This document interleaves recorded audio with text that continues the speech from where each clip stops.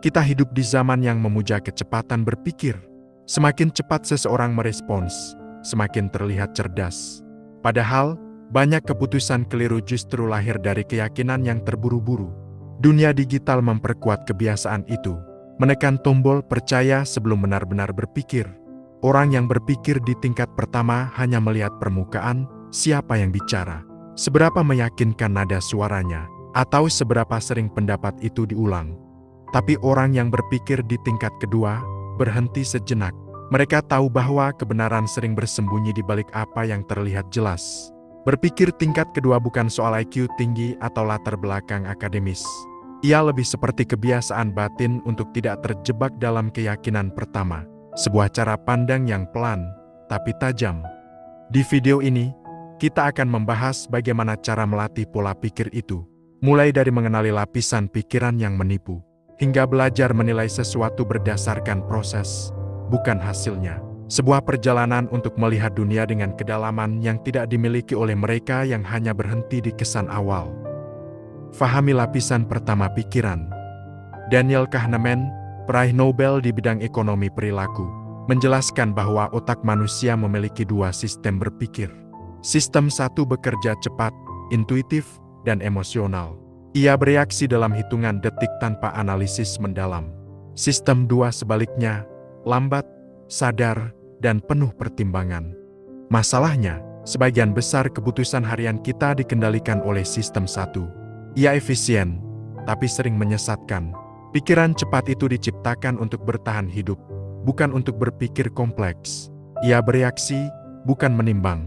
Orang dengan second level thinking sadar bahwa pikiran pertama mereka tidak selalu benar, hanya lebih cepat.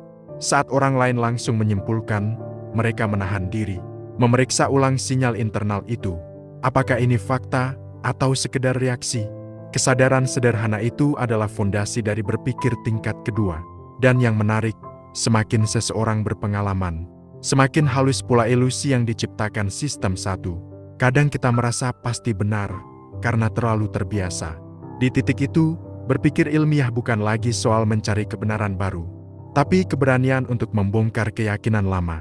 Dalam dunia yang serba instan, refleksi menjadi bentuk kecerdasan baru. Karena orang yang mampu menunda reaksi, sesungguhnya sedang menguasai dirinya, bukan hanya pikirannya. Tunda kesimpulan, perluas perspektif. Berpikir tingkat kedua tidak menuntut kita untuk selalu benar, tapi untuk tidak terburu-buru merasa benar. Kesalahan terbesar manusia sering muncul bukan karena kurang cerdas, tapi karena terlalu cepat puas dengan jawaban pertama yang terasa meyakinkan. Pikiran kita suka kejelasan instan, sesuatu yang mudah diterima dan langsung menenangkan. Shane Parrish, penulis dan pendiri Farnam Street, menyebut hal ini sebagai latihan refleksi kognitif. Kemampuan menahan dorongan untuk menjawab cepat, lalu memberi ruang bagi keraguan. Ia menulis, kebanyakan orang tidak kekurangan informasi. Mereka kekurangan waktu untuk berpikir. Menunda kesimpulan bukan berarti kehilangan arah, tapi memberi kesempatan bagi logika untuk menyusul emosi. Misalnya, ketika mendengar kabar buruk tentang seseorang, otak kita ingin langsung memihak. Tapi orang yang berpikir dua langkah akan bertanya, apakah saya benar-benar tahu cerita utuhnya? Atau cuma bagian kecil yang kebetulan terdengar? Latihan sederhana seperti ini membangun ketenangan dalam berpikir. Kita belajar menunda keinginan untuk menilai, dan perlahan menggantinya dengan keinginan untuk memahami. Karena semakin luas perspektif kita, semakin kecil peluang kita tertipu oleh versi dunia yang setengah jadi. Melihat dari kacamata yang berbeda, orang yang berpikir di tingkat pertama hanya punya satu cara melihat dunia, dan seringkali, satu cara itu sudah cukup untuk membuatnya salah. Mereka menilai segalanya lewat satu lensa, pengalaman pribadi, keyakinan, atau kebiasaan berpikir yang tidak pernah diuji. Berpikir tingkat kedua menuntut kita mengganti kacamata, tidak hanya satu, tapi banyak. Dalam menghadapi masalah, mereka akan bertanya, kalau dilihat dari sisi ekonomi, apa artinya? Kalau dari sisi psikologi, apakah berbeda? Bagaimana jika logika dan intuisi saling bertentangan? Mana yang harus diikuti? Setiap model berpikir membuka potongan kebenaran yang berbeda. Semakin banyak lensa yang digunakan, semakin lengkap gambaran dunia yang kita fahami. karena realitas tidak pernah sesederhana satu perspektif tunggal. Namun kemampuan ini tidak datang dari teori, tapi dari kerendahan hati. Butuh kesadaran bahwa pikiran sendiri pun bisa sempit. Itu sebabnya, orang cerdas bukan yang paling sering benar, tapi yang paling banyak cara untuk memahami kebenaran. Konsep ini dikenal sebagai mental Maros.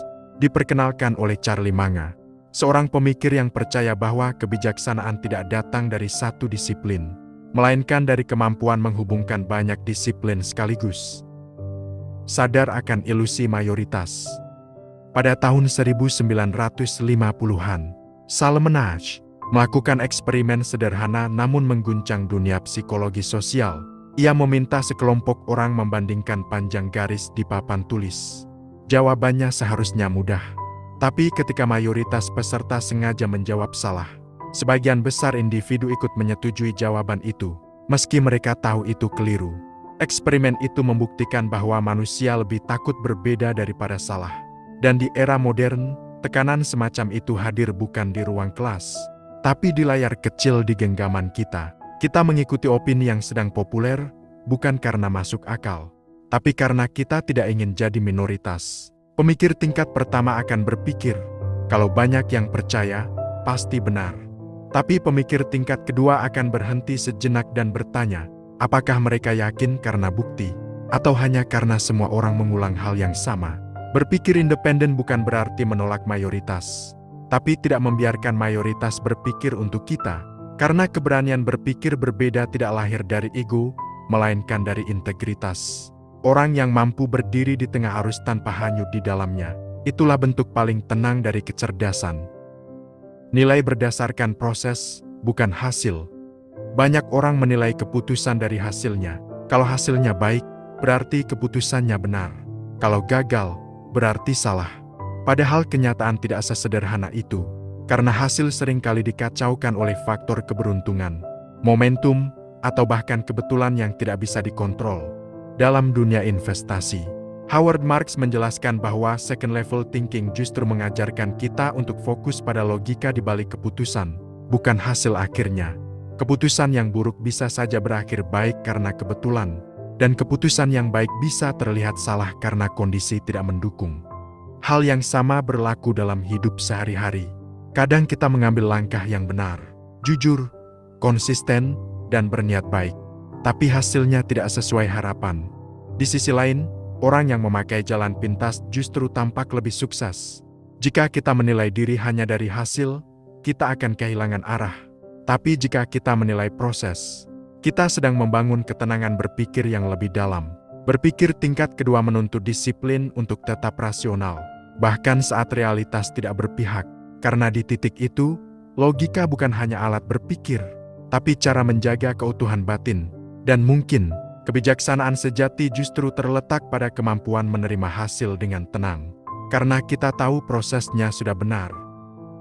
Albert Einstein pernah berkata, masalah tidak bisa diselesaikan dengan cara berpikir yang sama ketika masalah itu muncul. Dan mungkin disitulah inti dari berpikir tingkat kedua. Bukan tentang menjadi lebih pintar dari orang lain, tapi lebih dalam dari pikiran kita sendiri. Ketika orang bereaksi, kita menunda. Ketika orang mencari jawaban cepat, kita menelusuri sebabnya. Dan ketika dunia terasa bising oleh opini, kita memilih untuk mendengar dulu sebelum berbicara. Berpikir tingkat kedua bukan soal menang debat, tapi soal menemukan kedamaian di tengah kerumitan. Karena semakin dalam seseorang berpikir, semakin ia menyadari, tidak semua harus disimpulkan hari ini. Beberapa hal cukup direnungkan, sampai akhirnya dunia memberi jawabannya sendiri. Kalau kamu merasa video ini membuatmu berpikir sedikit lebih dalam dari biasanya, mungkin itu tanda bahwa kita melihat dunia dengan cara yang sama.